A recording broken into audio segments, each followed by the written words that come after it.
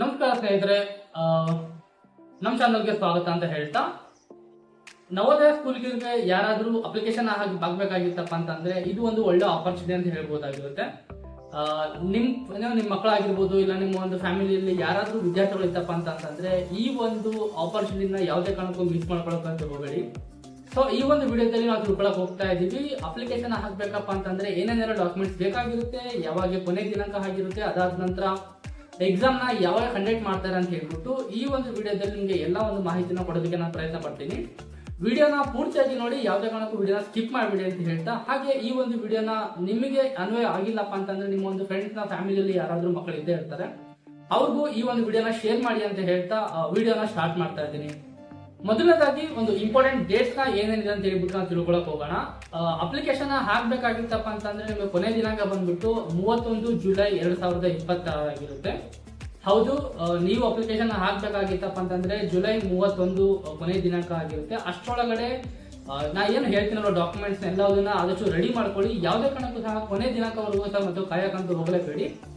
ಕಾರಣ ಇಷ್ಟೇ, ನೀವೇನಾದ್ರೂ ಕೊನೆ ದಿನಾಂಕವರೆಗೂ ವೇಟ್ ಮಾಡ್ತಾ ಕುತ್ಕೊಂಡಿದ್ರಪ್ಪ ಅಂತಂದ್ರೆ ಕೊನೆ ಲಾಸ್ಟ್ ಅಲ್ಲಿ ನಿಮ್ಗೆ ಸರ್ವರ್ ಡೌನ್ ಆಗುವಂತದ್ದು, ನೆಟ್ವರ್ಕ್ ಇಶ್ಯೂಸ್ ಬರುವಂತದ್ದು, ಸೊ ಅನ್ನೆಸೆಸರಿ ಒಂದು ಪ್ರಾಬ್ಲಮ್ಸ್ ಎಲ್ಲ ಕ್ರಿಯೇಟ್ ಆಗುವಂತ ಚಾನ್ಸಸ್ ಎಲ್ಲ ಇರುತ್ತೆ. ಸೊ ಅದಕ್ಕೋಸ್ಕರ ಯಾವುದೇ ಕಾರಣಕ್ಕೂ ಸಹ ಅಲ್ಲಿವರೆಗೂ ವೇಟ್ ಮಾಡಕ್ ಹೋಗಬೇಡಿ ಅಂತ ಹೇಳ್ತಾ, ಅಪ್ಲಿಕೇಶನ್ ಅಂತೂ ಹಾಕಿಬಿಡ್ತೀರಾ. ಅಪ್ಲಿಕೇಶನ್ ಹಾಕಿದ್ದಾದ ನಂತರ ನಿಮ್ಗೆ ಒಂದು ಎಕ್ಸಾಮ್ ಕಂಡಕ್ಟ್ ಮಾಡ್ತಾರಲ್ವಾ, ಆ ಒಂದು ಎಕ್ಸಾಮ್ ನಡೆಯುವಂತದ್ದು ನವೆಂಬರ್ 28ಕ್ಕೆ ಎಕ್ಸಾಮ್ ನಡೀತಾ ಇರುತ್ತೆ.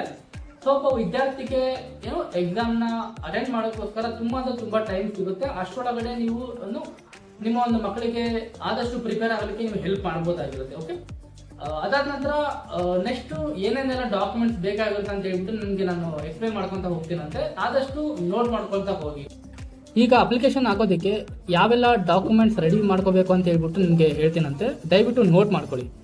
ಮೊದಲನೇದಾಗಿ ವಿದ್ಯಾರ್ಥಿಯ ಇತ್ತೀಚಿನ ಒಂದು ಭಾವಚಿತ್ರ ಬೇಕಾಗಿರುತ್ತೆ, ಅಂದ್ರೆ ಇತ್ತೀಚಿನ ಒಂದು ಪಾಸ್ಪೋರ್ಟ್ ಸೈಜ್ ಫೋಟೋ ಅವಶ್ಯಕತೆ ಇರುತ್ತೆ. ಅದಾದ ನಂತರ ಜಾತಿ ಪ್ರಮಾಣ ಪತ್ರ, ಕ್ಯಾಸ್ಟ್ ಸರ್ಟಿಫಿಕೇಟು, ಇದು ಕೇವಲ SC ಮತ್ತು ST ಕ್ಯಾಟಗರಿ ಯಾರು ಬರ್ತಾರಲ್ವ ಅವರಿಗೆ ಈ ಒಂದು ಜಾತಿ ಪ್ರಮಾಣ ಪತ್ರ ಕಡ್ಡಾಯವಾಗಿರುತ್ತೆ. OBC ಪ್ರಮಾಣ ಪತ್ರ, ನೀವು OBC ಕ್ಯಾಟಗರಿ ಕ್ಯಾಟಗರಿನಲ್ಲಿ ಇತ್ತು ಅಂತಂದ್ರೆ ಅದರಲ್ಲೂ ಕೇವಲ 2A ಮತ್ತು C1 ಕ್ಯಾಟಗರಿಯಲ್ಲಿ ಬರುವಂಥವ್ರು OBC ಸರ್ಟಿಫಿಕೇಟ್ ಬೇಕಾಗಿರುತ್ತೆ. ನಂತರ ಮಗುವಿನ ಆಧಾರ್ ಕಾರ್ಡು, ಅರ್ಜಿ ಸಲ್ಲಿಸಲು ಮಗುವಿನ ಆಧಾರ್ ಕಾರ್ಡು ಕಡ್ಡಾಯವಾಗಿರುತ್ತೆ. ನಂತರ ಶಾಲೆಯಲ್ಲಿ ವ್ಯಾಸಂಗ ಮಾಡ್ತಿರೋಂಥ ಒಂದು ಪ್ರಮಾಣ ಪತ್ರ, ಅಂದರೆ ಸ್ಟಡಿ ಸರ್ಟಿಫಿಕೇಟು, ಎಲ್ಲಿ ಪ್ರೆಸೆಂಟ್ ಸ್ಕೂಲಲ್ಲಿ ಓದ್ತಾ ಇರ್ತಾರಲ್ವ ಆ ಒಂದು ಸರ್ಟಿಫಿಕೇಟ್ನ ನೀವು ಕಲೆಕ್ಟ್ ಮಾಡ್ಕೋಬೇಕಾಗಿರುತ್ತೆ ಸ್ಕೂಲ್ ಕಡೆಯಿಂದ. ನಂತರ ಸಿಗ್ನೇಚರು, ತಂದೆ ಅಥವಾ ತಾಯಿ ಸಿಗ್ನೇಚರ್ ಮಾಡಬೇಕಾಗಿರುತ್ತೆ. ನಂತರ ಒಂದು ವಿದ್ಯಾರ್ಥಿಯ ಸಹಿ ಸಹ ಇದಕ್ಕೆ ಅವಶ್ಯಕತೆ ಇರುತ್ತೆ ಅಪ್ಲಿಕೇಶನ್ ಹಾಕೋದಕ್ಕೋಸ್ಕರ.